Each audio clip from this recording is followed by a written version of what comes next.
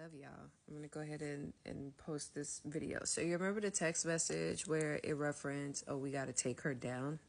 It was missing a lot of context, but that's okay. For those who do not have access to the full complaint that Justin Baldoni filed with the California Civil Court, I am going to go ahead and give you a screenshot of the text messages that I am speaking of for you right here.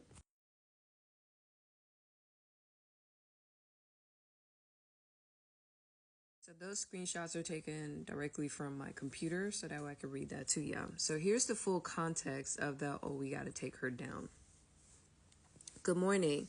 Sharing with you a perfect example of why we don't use bots. This was from Melissa Nathan.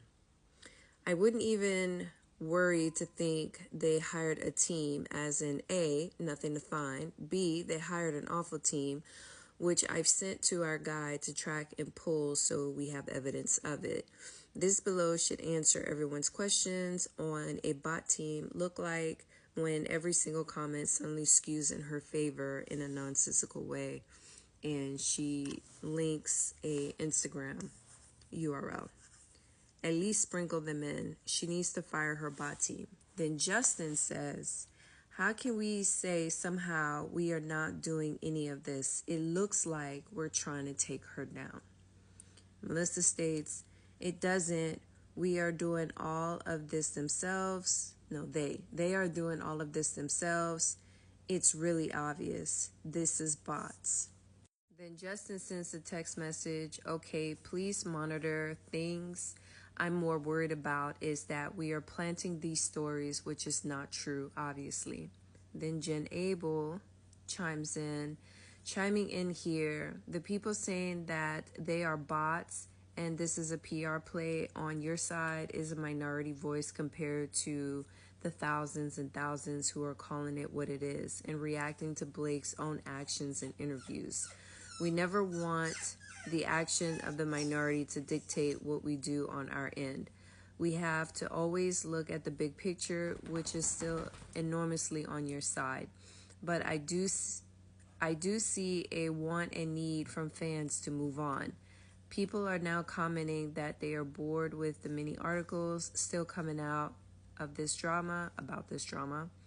And we move on, they do too. So we need to find ways to keep elevating not just the DV reaction, but also other things in your life like family, back home, Wayfair. That's not tone deaf in my opinion. But sends a message that you are focusing on what really matters, and that's what will help with Blake's narrative too, my POV. Honestly, I agree with Jennifer Abel on this one. Had Blake left that shit alone, had she not filed that complaint with the CRD and she just let that shit die, people would have moved on and forgot about it. People would have just forgotten about her tone deaf ass statements. And as long as she laid low and was chill, this would have never blown up. But she fucked up her own career completely. So I just read you the text messages.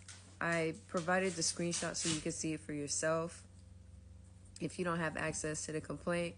But have Blake Lively just shut the fuck up and let this shit die because people were over it already, this would not even have ruined her career. And then all she had to do was focus on fixing the issues that influencers had said about her raggedy ass shampoo line. Fix that, relaunched it, rebranded it, or just relaunched it with the corrections by her making a statement and saying, hey, I heard what you said. I hear you. We fixed it. Here you go. This would have never been a thing.